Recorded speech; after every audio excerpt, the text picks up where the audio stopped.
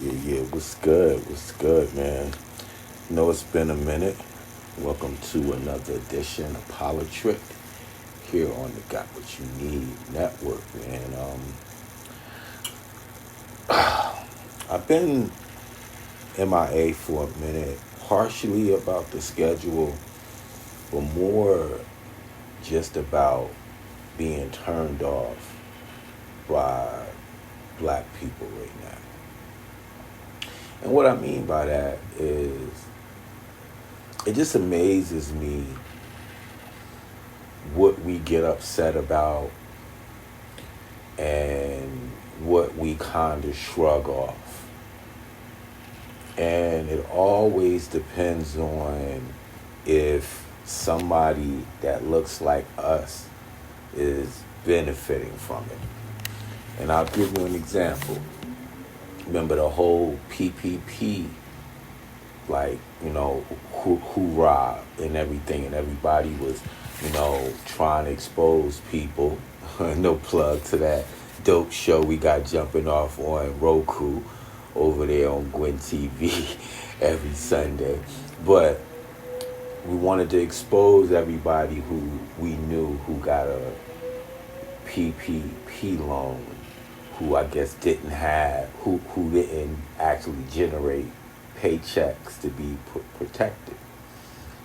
But then, as more information came out, and we started to find out that like Ruth Chris Steakhouse and good music and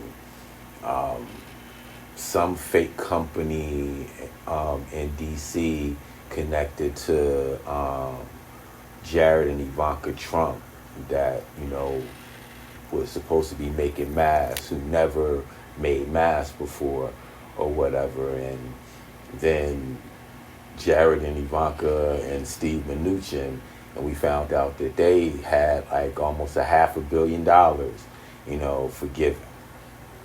Nobody said a damn thing. Nobody was pissed. Nobody was like, where's my tax money at?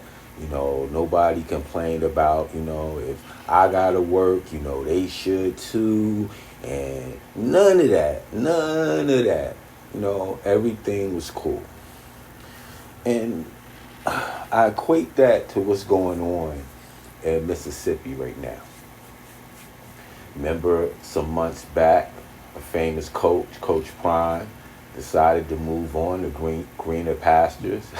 In Colorado, greener pastures. Boy, these double entendres today is crazy. But look, he's now the coach of the Colorado Buffaloes, making more money, better facilities, so on and so forth. And obviously moving to a Division I school, powerhouse from a HBCU, those things are going to naturally be true. But so many people had so much to say. Oh, he's a sellout. Told you, he wasn't really real, and this, that, and the other. And no matter how much he pointed out how Jackson State was messing up the money, how they was being unfair, how they were violating like their own contracts and agreement, how they were illegally misappropriating funds and different stuff like that or whatever.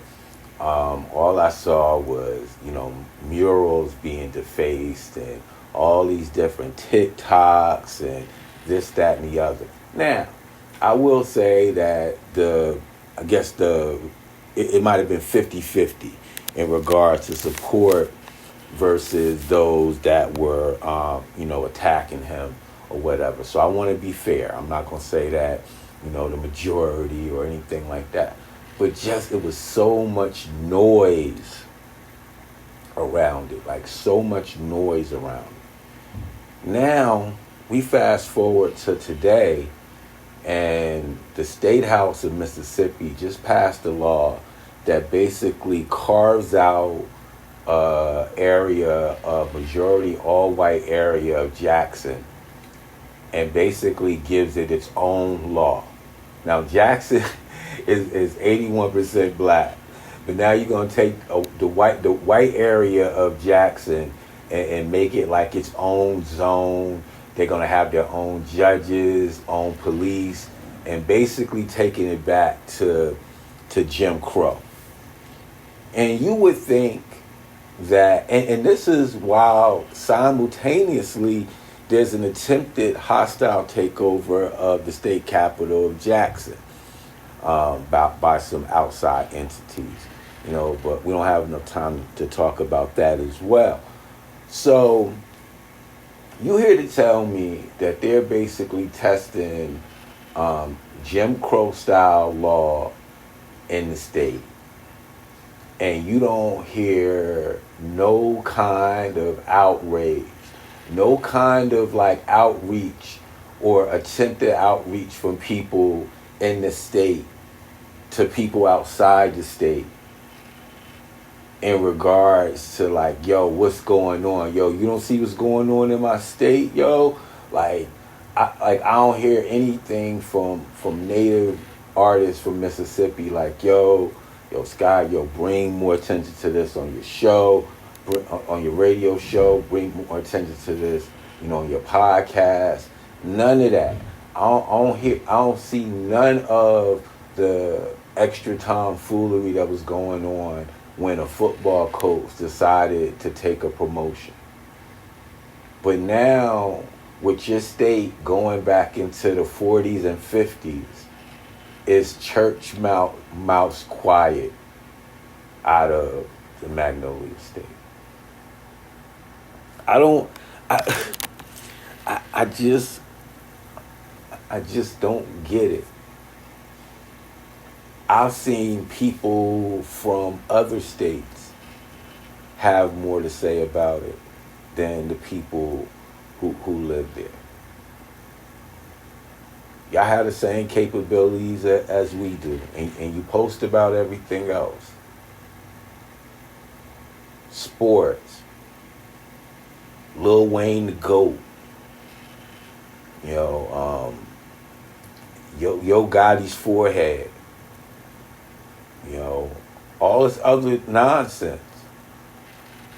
But when your state government in broad daylight, right in your face, is doing a test run to then take the state entirely back to a place that we thought we had left long, long ago. So this bill has to now go to the Senate, where it's very likely to pass as well, and then obviously to the governor, where they wouldn't have even drawn up this. They wouldn't have even drawn up this bill if they didn't know that the governor was going to sign. So we'll see what happens as it gets closer and closer to full passage, what will happen then. But the lack of noise out of that state right now is deafening, and it's really, really disappointing. I'll just leave it at that.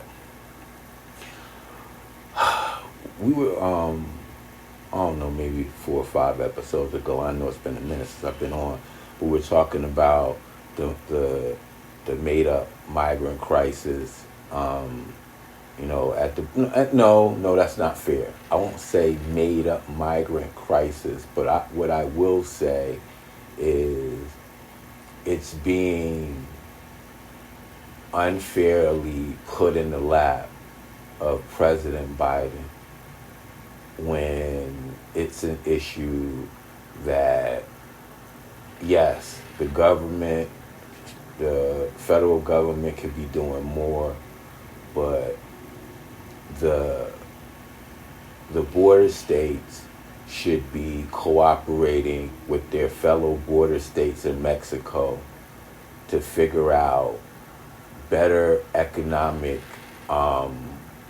partnerships that would not only keep people on that side of the border, if the only reason they was coming on this side was a lack of economic opportunities, and possibly attract people from this country to maybe relocate there, if they could bring different businesses and factories and different stuff like that. And not just factories, tech hubs and different stuff like that. So, and I just feel like it's like it's a problem that people complain about, but nobody's looking at any kind of real solutions. We send money to different countries for all types of different things.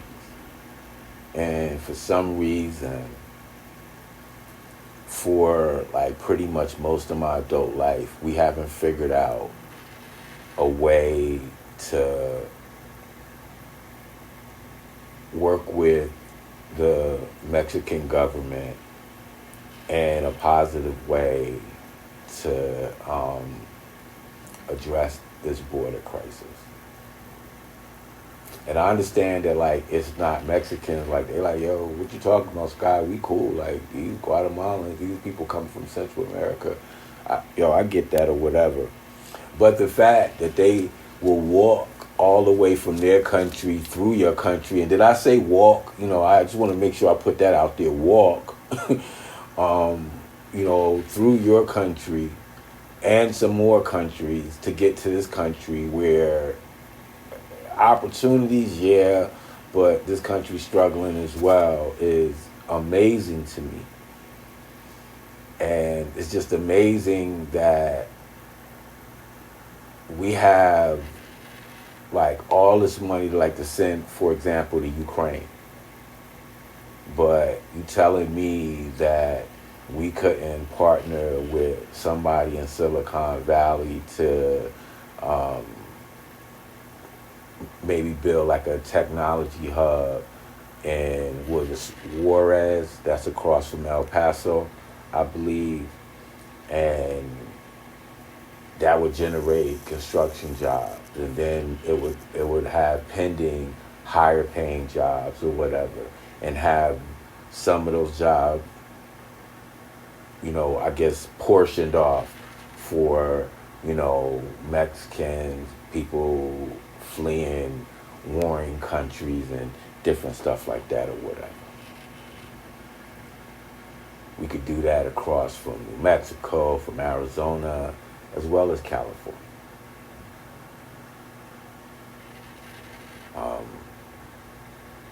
There's a need for like produce, car parts.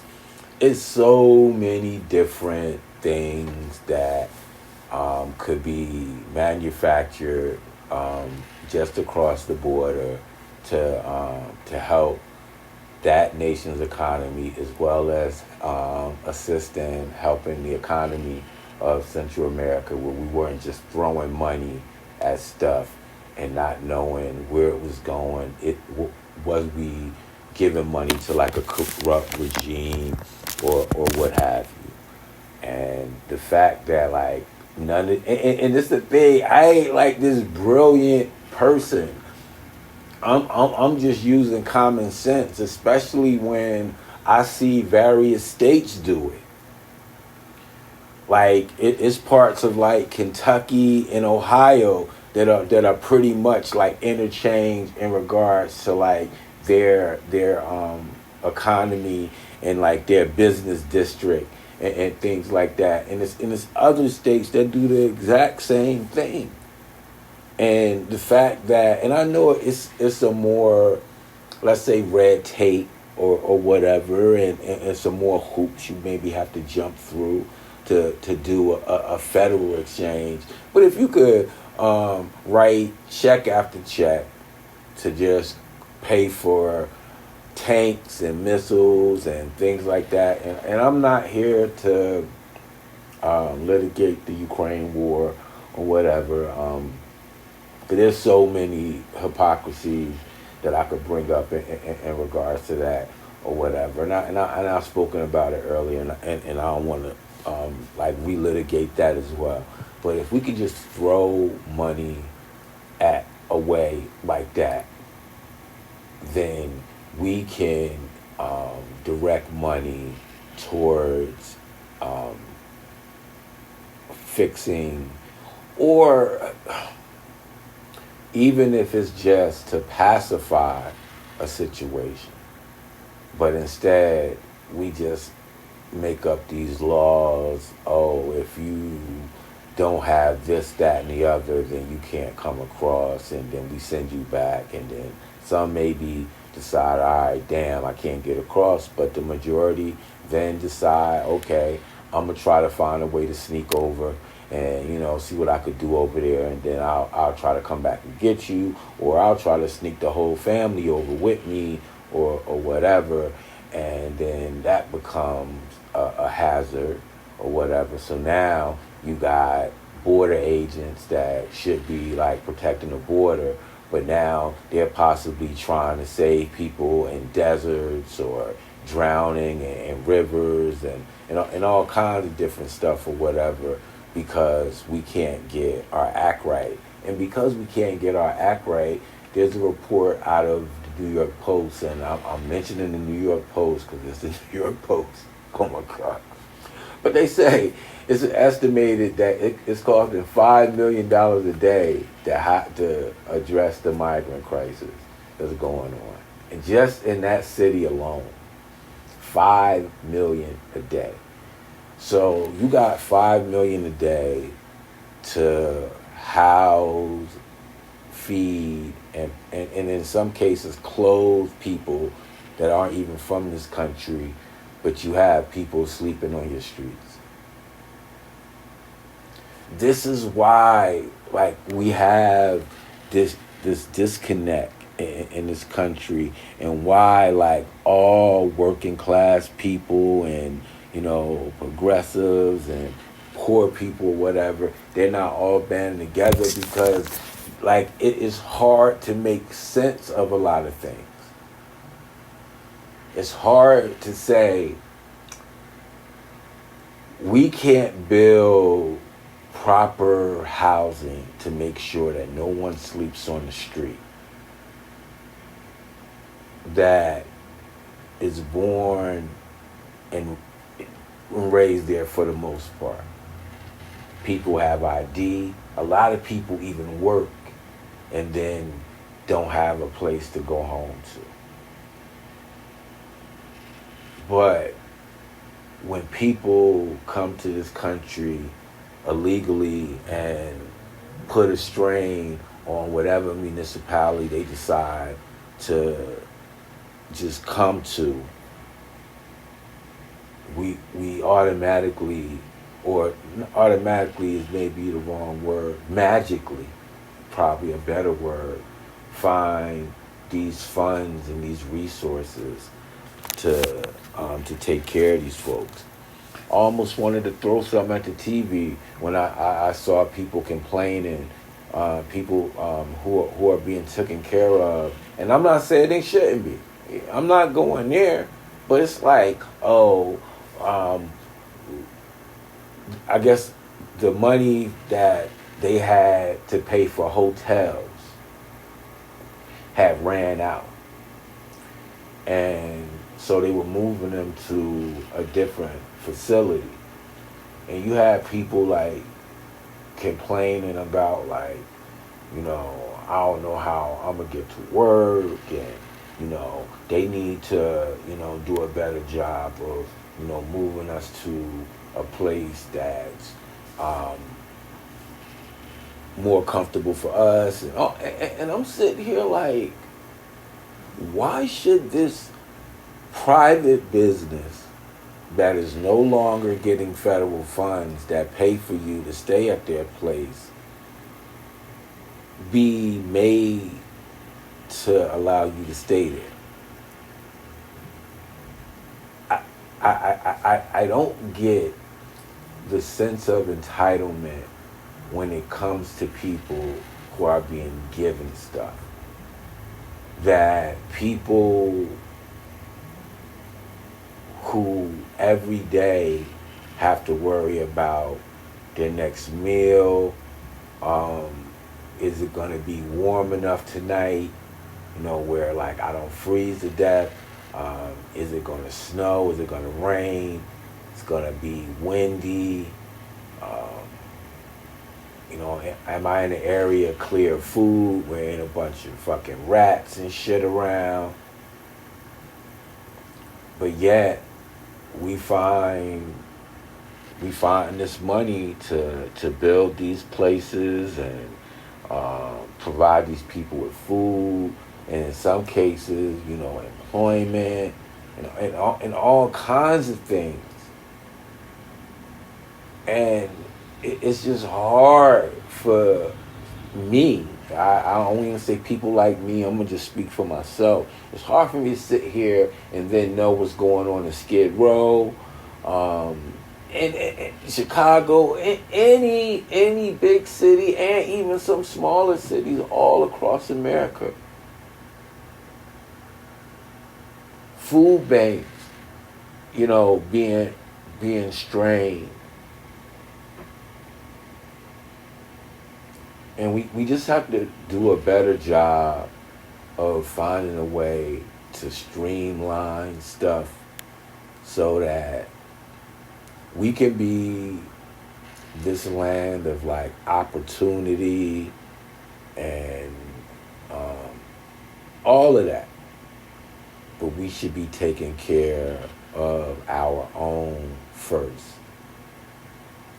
At any time that we designate funds to take care of migrants, there should be funds put aside to house X amount of people within that municipality's current homeless population. So, and I don't see what's wrong with that. I don't see why that would be like politically unfavorable or anything like that. I just think that that's fair, and you can't say we can't afford it, because we can afford when immigrants come here, when migrants come here. Once again, we magically find these funds, magically find comfortable places for them to live, good schools, all kinds of stuff. And we should be able to do that for people that are already here, man. And I don't understand, like, why that's such a big deal, or why that seems to be such, like, a difficult task to accomplish. So, yeah. Fox News basically had, Rupert Murdoch, president of Fox News, had to basically admit that right after Election Day 2020, that the hosts on Fox News were endorsing lies from then President Donald Trump about election fraud, and he did nothing to intervene to stop it. Instead, Murdoch, the controlling owner, followed the lead of the network's senior executives in sidestepping the truth for a pro-Trump audience, angered when confronted by facts. Let me read that again.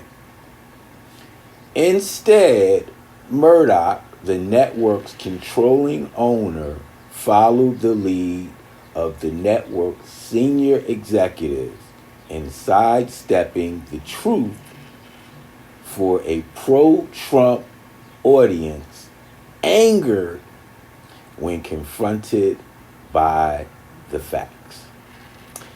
Later in the story, he was asked whether he could have told Fox News chief executive and the stars to stop giving airtime to Rudy Giuliani, a key Trump campaign attorney, peddling election lies. Murdoch asserted I could have, but I didn't. This is all part, and this is according to NPR.com, and this all came out of a deposition from the Dominion voting system lawsuit. I think it's like $1.6 billion that they're suing for, or what have you. And I bring this up to just talk about why, like, being friends with Trump supporters is just a no for me. And I remember somebody was like, that I know was like, well, I'm not racist, guy, and I don't support any of the racist stuff that he does, but he has some good ideas and some good policies. And I'm like, but if the man is racist, then that is going to fuel a lot of his policies, and they won't be beneficial for people that look like me. And here you have a man that's such a loser, but has manipulated his followers to say, even though I know I lost, I'm going to say I won. And it's okay if you say it too. And if someone tells you that you're wrong, you have a right to be upset, to call them all kinds of names, and even worse.